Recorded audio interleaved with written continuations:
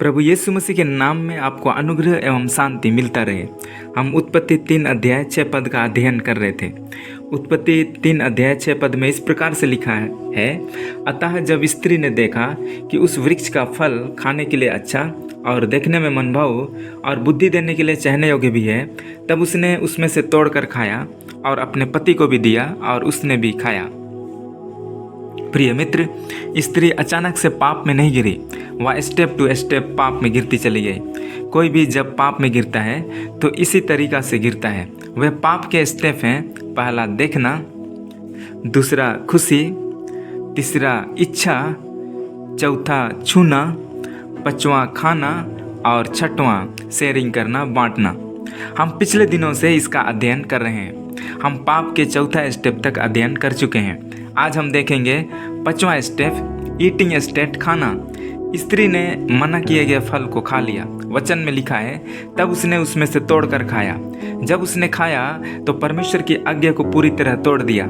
यहाँ पर पाप का जन्म हुआ है। स्त्री ने फल को खाया, उसका टेस्ट ले लिया।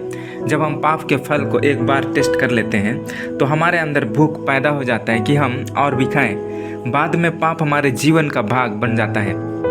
पाप का मतलब सिर्फ बड़ी गलतियों के बारे आप ना सोचें, जैसे हत्या करना, चोरी करना, लेकिन मसीही जीवन में भी बहुत सारी छोटी छोटी त्रुटियां पाप के रूप में हमारे जीवन में होती हैं। वो भी इसी तरीक़ा से हमारे जीवन की आदतें बन जाती हैं। इसलिए परमेश्वर का वचन हमें चिताता है कि हम पहले ही इन बातों को समझें और सतर्क रहें।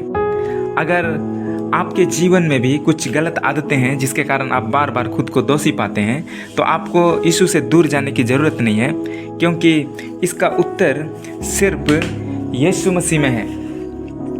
पहला यूहन्ना 1 अध्याय और उसका 5 से 9 में लिखा है, जो समाचार हमने उससे सुना और तुम्हें सुनाते हैं वह यह है कि परमेश्वर ज्योति है और उसमें कुछ भी अंधकार नहीं। यदि हम कहें कि उसके साथ हमारी सहभागिता है और फिर अंधकार में चलें तो हम झूठे हैं और सत्य पर नहीं चलते।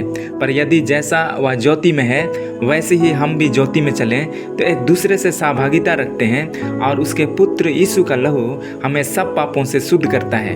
यदि हम कहें कि हम में कुछ भी पाप नहीं तो अपने आप को धोखा देते हैं और हम में सत्य नहीं। यदि हम अपने पापों को मान लें तो वह हमारे पापों को क्षमा करने और हमें सब अधर्म से शुद्ध करने में विश्वास योग्य और धर्मी है।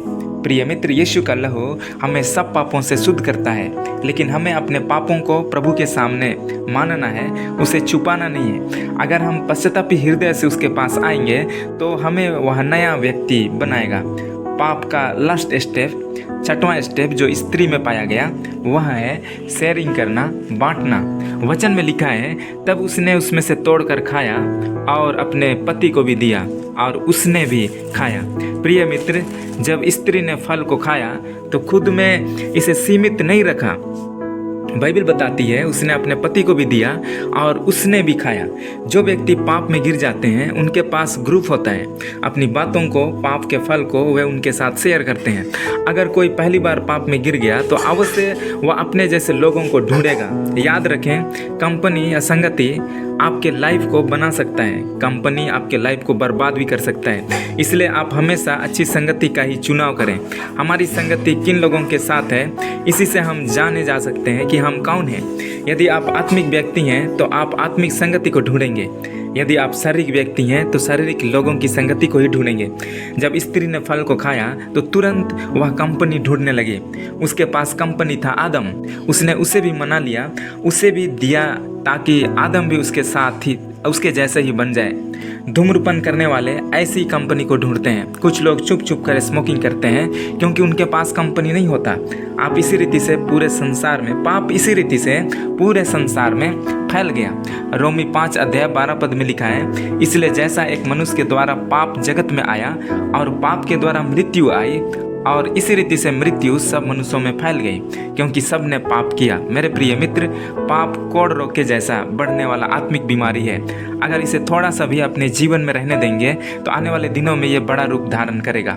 अगर इसे छुटकारा पाना चाहते हैं तो इसे पूरी तरह जड़ से खत्म करना होगा। इसके लिए परमेश्वर ने छुटकारा का प्रबंध किया है, यीशु का लहू। यशायाह 1:18 में लिखा है, यहोवा कहता है, आओ हम आपस में वाद विवाद करें। तुम्हारे पाप चाहे लाल रंग के हों तो भी वे हिम के समान उजले हो जाएंगे, और चाहे अर्गवानी रंग के हों तो भी वे उनके समान श्वेत हो जाएंगे। रोमी 5 अध्याय 20 से 21 पद में लिखा है, व्यवस्था बीच में आ गई कि अपराध बहुत हो, परंतु जहाँ पाप बहुत हुआ वहाँ अनुग्रह उससे भी कहीं अधिक हुआ, कि जैसा पाप ने मृत्यु फैलाते हुए राज्य किया, वैसा ही हमारे प्रभु यीशु मसीह के द्वारा अनुग्रह भी अनंत जीवन के लिए धर्मी ठहराते हुए राज्य करे। प्रिय मित्र, प्रभु यीशु मसीह का अनुग्रह हमारे लिए भी है। यीशु मसीह का अनुग्रह हमें बचाता है। यीशु मसीह का अनुग्रह हमें नया जीवन देता है। परमेश्वर आपको बहुत ऐसे आशीष देने पाए। आमीन।